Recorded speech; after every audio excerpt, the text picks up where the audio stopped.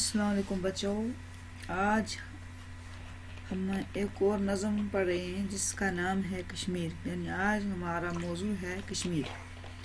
पहले हम इस नज़म के चंद बंद पढ़ते हैं। इसके 2-3 बंद हैं, इन 4-5-6 इशार को मिसरों को मिलाकर एक बंद बनते हैं। इन बंद को पढ़ेंगे, उसके बाद हम इसकी तशरीह करेंगे।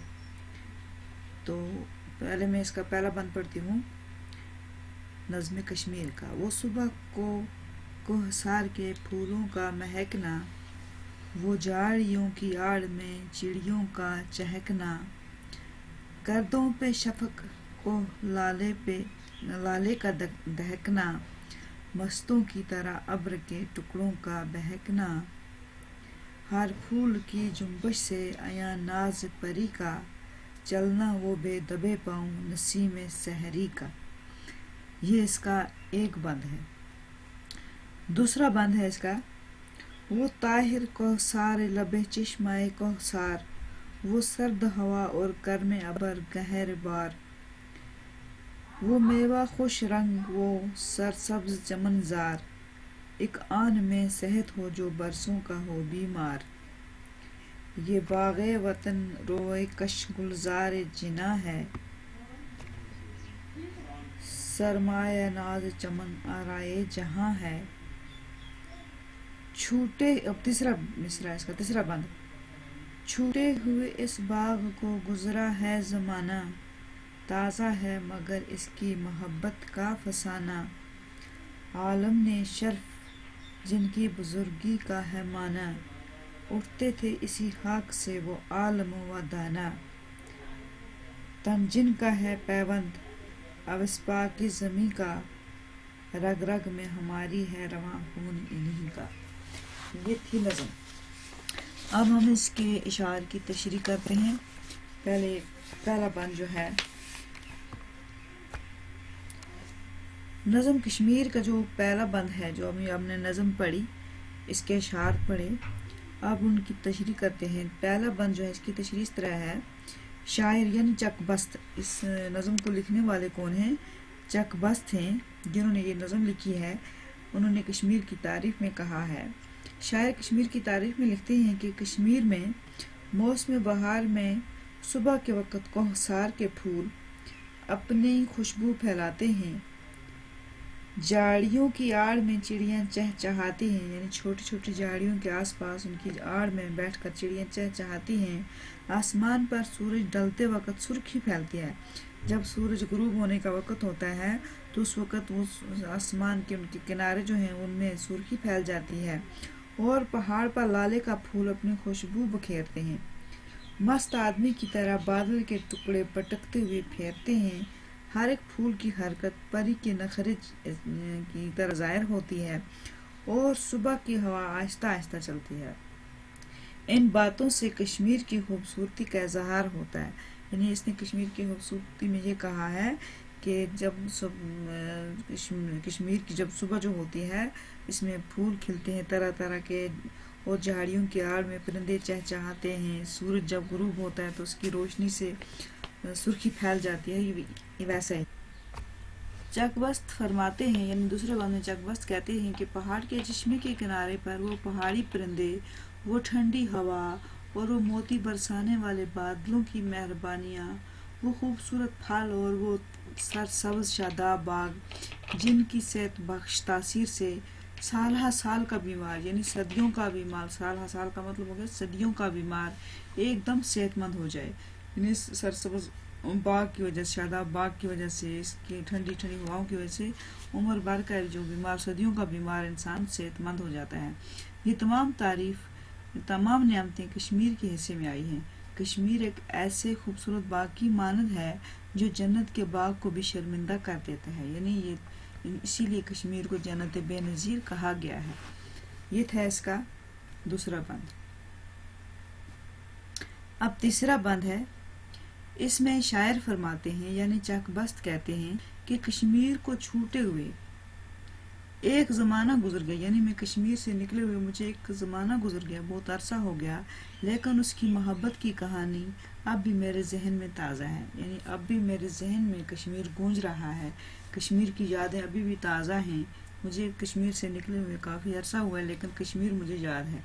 ساری دنیا نے کشمیر کی بزرگی اور عظمت کو تسلیم کیا ہے۔ اسی کشمیر کی خاک سے بڑے بڑے عالم اور عقل مند پیدا ہوئے۔ جسی کشمیر میں بڑے بڑے دانا، بڑے بڑے صحافی، بڑے بڑے لوگ پیدا ہوئے ہیں، وہ لوگ اسی پاک مٹی میں دفن ہیں، اسی پاک مٹی سے پیدا ہوئے ہیں اور اسی پاک مٹی میں دفن بھی ہیں۔ ہماری ہر رگ میں انہی عالموں اور داناؤں کا خون دوڑ رہا ہے۔ ہماری رگوں میں بھی انہی عالموں کا، انہی دانشوروں کا، داناؤں کا خون ہماری رگوں میں ہے، جو وادی کشمیر کی پاک مٹی میں دفن ہیں، اور ان کا جسم اسی مٹی میں مل کر مٹی ہو گیا ہے، یعنی وہ مٹی میں مٹی ہو گئی، یعنی دفنائے گئے مٹی میں، مر گئے وہ، اب وہ مٹی کے ساتھ مٹی ہو چکے ہیں، انہی کا خون ہماری رگوں میں دوڑ رہا ہے۔ وادی کشمیر نہایت خوبصورت ہے، قابل رشک ہے اور قابل فخر ہے۔ وادی کشمیر کی تعریف جتنی کی جائے وہ کم ہے۔ تو یہ تھے اس کے اشعار کی تشریح، یعنی جو بندوں کی صورت میں لکھے گئے تھے۔ تو اب آگے اس کے سوال ہیں۔ اس کے سوال ہیں، پہلا سوال ہے، شاعر نے اس نظم میں کشمیر کی صبح کا منظر کس طرح پیش کیا ہے؟ شاعر یعنی چک بست نے اس کشمیر وادی کی جو خوبصورتی ہے اس کا منظر کس طرح پیش کیا ہے؟ اس کا جواب یوں ہے، شاعر نے اس نظم میں کشمیر کی صبح کا منظر اس طرح پیش کیا ہے، یعنی صبح کا وقت اس طرح صبح کا سما کیسا ہوتا ہے، تو کہتے ہیں کشمیر میں موسم بہار میں صبح کے وقت کوہسار کے پھول مہکتے ہیں، جھاڑیوں کی آڑ میں چڑیاں چہکتی ہیں، آسمان پر سورج کی کرنیں پڑتے وقت سورج سرخی اس طرح دکھائی دیتی ہے جس طرح پہاڑ پر لالے کا پھول مہکتا ہے، پھول حرکت کرتے ہیں تو پریوں کی طرح ناز و نخرے کرتے ہوئے معلوم ہوتے ہیں، آہستہ آہستہ صبح کی ہوا چلتی ہے، پہاڑی پرندے پہاڑی چشمے کے کنارے خوبصورت دکھائی دیتے ہیں، ٹھنڈی ٹھنڈی ہوا چلتی ہے اور بادل برستے ہوئے موتیوں کی طرح نظر آتے ہیں۔ اس دھرتی نے یعنی اس مٹی نے، زمین نے بڑے بڑے عالم اور عقل مند لوگوں کو پیدا کیا ہے، یعنی اس مٹی میں بڑے بڑے دانشور، بڑے بڑے دانا لوگ پیدا ہوئے، کہاں پہ؟ کشمیر میں۔ تیسرا سوال ہے اس کا، دوسرا سوال ہے، شاعر کو کس چھوٹے ہوئے باغ کی یاد آتی ہے؟ شاعر کو کس چھوٹے ہوئے باغ کی یاد آتی ہے، یعنی چک بست کو کس باغ کی یاد آتی ہے؟ شاعر کو وادی کشمیر کی یاد آتی ہے۔ کس کی یاد آتی ہے؟ وادی کشمیر کی۔ وادی کشمیر جو اسے چھوٹ گیا ہے، جس کو شاعر نے باغ سے تشبیہ دیا ہے، اس وادی کشمیر کو اس نے کس کے ساتھ تشبیہ دی ہے؟ باغ کے ساتھ۔ اسی باغ کو چھوٹے ہوئے مدت ہو گئی ہے جس کی یاد شاعر کو آتی ہے۔ تیسرا سوال ہے اس کا، کشمیر کی خاک سے کون کون سے عالم و دانا اٹھے ہیں؟ استاد سے پوچھ کر ایسے 5 نام لکھیے۔ یعنی کشمیر کی اس مٹی سے کون سے عالم اور دانا آئے ہیں، کون سے دانا پیدا ہوئے ہیں؟ ان میں ایک ہے لال دید، یہ کشمیر میں ہی پیدا ہوئے ہیں، اور ایک دانشور عورت ہیں، ایک ہیں شیخ العالم حضرت شیخ نور غنی کشمیری، ایک اور یہ دانا آدمی تھے، ایک اور شخصیت ہے جو کشمیر میں پیدا ہوئی، شیخ یعقوب سرفی اور حبہ خاتون، یہ لوگ جو ہیں یہ کشمیر کی اس دھرتی پہ پیدا ہوئے۔ اسی نظم میں آگے ایک سوال ہے، درج ذیل اشعار کو نثر میں لکھیے۔ اشعار لکھے ہوئے ہیں، ان کو نثر بنانا ہے، تو اس کے نثر ہم اس طرح کرتے ہیں۔